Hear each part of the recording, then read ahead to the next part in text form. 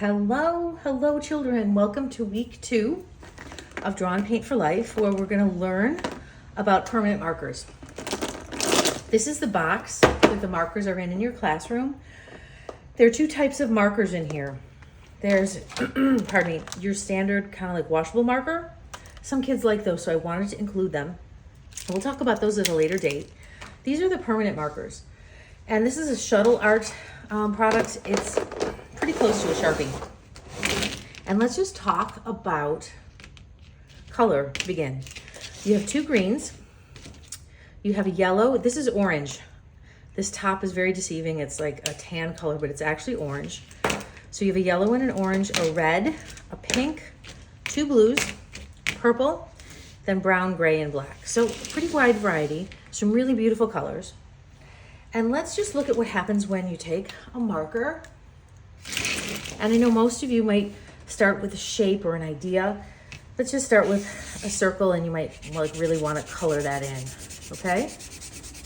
So I encourage you to, when you do so, to slow down a little bit. Slow down and pay attention to your mark making. And almost pretend like you're painting, okay? Because a marker is a form of paint. Bring your focus to your work and pay attention to how you are laying it in, because you can layer these to make them darker. And you can also layer a lighter color over it to fill in the white spaces and to change the tone of it, okay? So markers are very layerable. And then even with the lighter ones, now if you're gonna put dark over light, if I'm gonna take blue and put this over this blue, it's pretty much gonna cover it. You're gonna lose any complexity in the color. But if you put another light color over it, it can be really interesting. Do you see how that goes green? Because blue and yellow make green, right?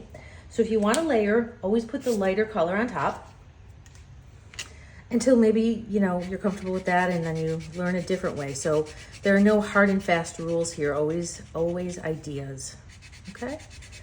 So the next thing I want to talk about is mark making. I love making that sound with a marker. Can you hear that? It's like boom, boom, boom, boom, boom, boom, boom. Then if you make another line kind of perpendicular, this is called cross hatching. All right, and we use this for so many different things. You can use it as a design on its own. You can use it to fill in a space. You can use it to begin a pattern. I'm going to start to lay color in here. I love patterns like my thing. So immediately my mind calms as I start to make pattern with the color. Okay, so cross hatching, filling in, layering. Another type of mark making that I really love with a marker like this is the dot. This is probably my very favorite thing, and I'm gonna just lower my camera a little bit here so you can really see it. So making dots, and you can press to make a bigger dot and let the marker just bleed a little bit, or you can even move it to make a bigger circle, okay? I love just tapping it along the paper and making shapes. So think about that. Okay? You can also blend these dots. I'm just gonna take some red and I'm gonna kind of work my way around it to kind of blend the dots and the colors together. And then even with the orange, I love red and orange and pink together. So always drawing on what you love, and then maybe taking a risk too.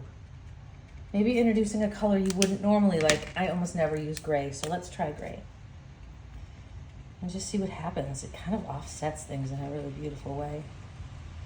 So the other thing I want to show you is, do you see this edge? You can make a thicker line just by instead of holding it like a pencil, hold it to the side and allow the entire edge of the marker to touch the paper, and you can make these big, beautiful, kind of roughly shaped lines. And there you go. Children, thank you so much for coming to Draw and Paint for Life. Thank you for making art. Thank you for thinking about mark making. Okay, this is mark making. This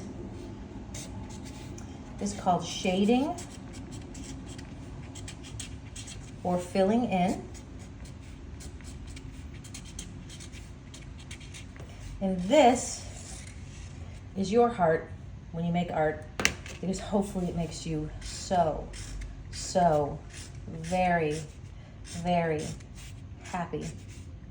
My thanks to you and to your parents for believing in the power of art and for coming to art class. I hope you have a great week. I'll see you in class, and enjoy. Bye-bye.